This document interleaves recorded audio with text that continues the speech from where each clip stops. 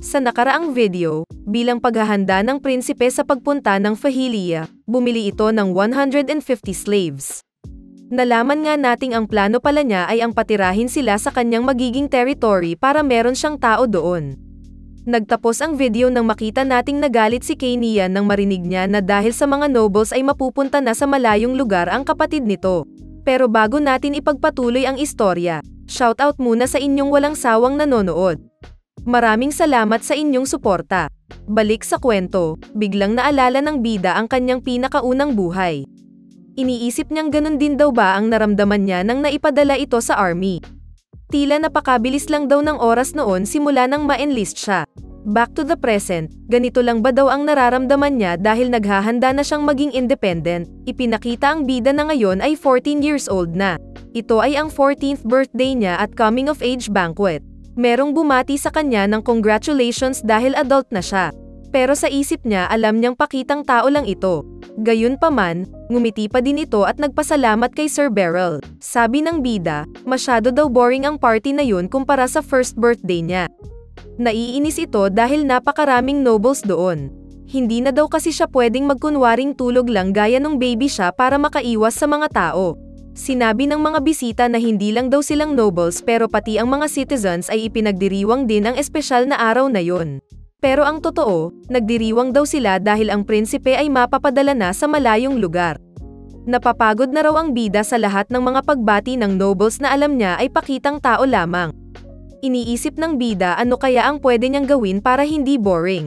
Kumaway naman bigla ang kanyang ina kaya nasabi niyang kailangan niyang mag-behave dahil nanonood ito sa kanya. Anyway, isang buwan na lang naman daw at hindi niya na sila makikita. Hahayaan niya na lang daw sila. Bigla namang dumating ang Reyna na binati siya ng congratulations dahil adult na daw ito. Dagdag niyang narinig niya raw ang balitang aalis na ito para humawak ng sarili niyang teritoryo. Siguro raw ay malungkot ang kanyang ina na si Liv-Anna. Binati man siya ng prinsipe ng pangiti. Sa isip nito, siya raw ang pinaka-worst sa kaharian na yon. Sinabi niyang kakailanganin niya naman daw talagang gawin yun one day, at masaya daw ang bida na nagkaroon na siya ng oportunidad para makapag-contribute sa kaharian kahit bata pa ito. Sabi ng Reyna, mamimiss din daw siya ni Zale ang panganay na anak nito. Salamat daw sa kanya at nag-improve na ang sword skills nito. Dagdag niyang nagpapasalamat daw ito sa kanyang kapatid. So meron daw dalang regalo bilang pasasalamat ang Reyna sa bida, isang coat gawa sa fur ng foxes na nakatira sa Fahilia. At dahil doon, alam niyang ang Reyna ang may pekana ng pagpapatapon sa kanya sa Fahilia. Iniisip niyang siya daw talaga yun dahil mukhang hindi naman si Zale ang tipo ng mate threatened dahil sa kanyang presence doon. Ang meron daw kakayanan na kausapin ang mga nobles at hingin ng suporta para mapadala si Errol sa ibang teritoryo ay walang iba kung hindi ang Reyna. Tila inaasar pa siya nito dahil sa pagbigay ng coat sa kanya pero kailangan niya namang pigilan ang sarili na magalit. Kaya naman ngumiti lang ito ulit at sinabing nabati niya na rin daw ang nakatatandang kapatid. Magkalayo man daw sila, dahil parehas na dugo ang nananalaytay sa kanilang ugat. Anytime daw nakakailanganin ng kapatid ang tulong niya, darating daw siya para umalalay. Sagot naman ng Reyna na napaka-reliable naman daw talaga nito. Pero syempre ang totoo, parehas silang pinaplastic lang ang isa't isa.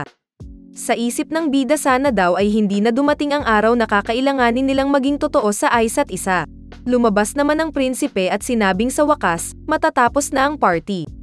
Pero feeling niya daw merong siyang nakakalimutan kaya iniisip niya ano daw ito. Pagtingin sa likod, nakita niya ang kapatid na si Princess Kania at naisip na naging masyadong tahimik ito lately.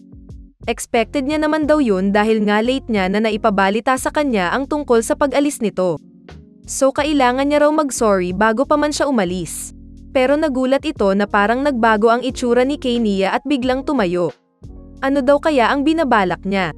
Nabahala naman ang bida dahil feeling niya may gagawing kakaiba ito. At totoo nga, dali-dali siyang lumapit sa hari.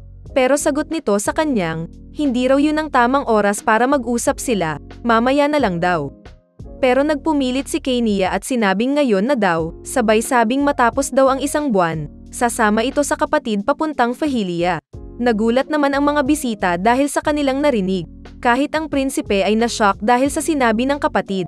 Kailangan daw pigilan ito pero kahit ang kanyang ina ay walang nagawa. Nagalit naman ang hari dahil sa sinabi ng anak at sinabing hindi raw nakakatuwa ang joke nito. Ano ba daw ang binabalak niya at bakit niya susundan ang kapatid? Sa isip naman ni Errol, wrong move ang hari doon dahil alam niyang sa sagot niyang yun, mas lalong mati-trigger si Kenya. Gayunpaman, curious din daw ang bida bakit siya ito pupunta sa Fahilia. Sumagot naman ito na siya daw ang magiging knight ng kapatid. Nagulat naman si Errol dahil doon. Pinagmataasan ng boses ng hari si Kenya at sinabing tigilan na iyon dahil hindi raw madaling maging knight kahit nagaano pa niya subukang matutunan ang swordsmanship. Nagpumilit pa rin ang prinsesa at sinabing Norwich na nito ang master level. At dahil doon, nagulantang ang mga bisita. Na-shock din si Errol na sinabi ng kapatid ang totoo. Hindi naman makapaniwala ang hari dahil 19 years old pa lamang daw ito. Ang taong nakagawa lang noon ng ganun kabata ay ang dating hari.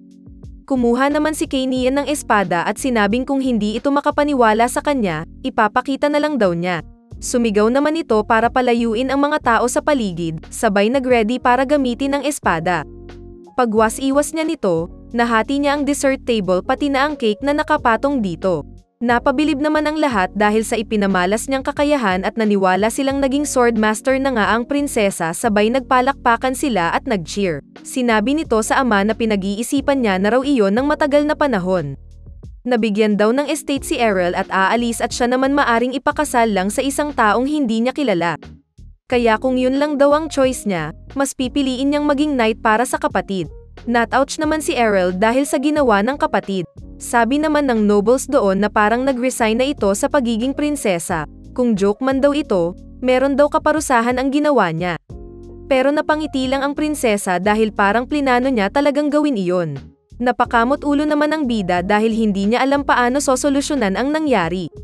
Sino daw ba ang nagturo sa kapatid niyang maging ganon?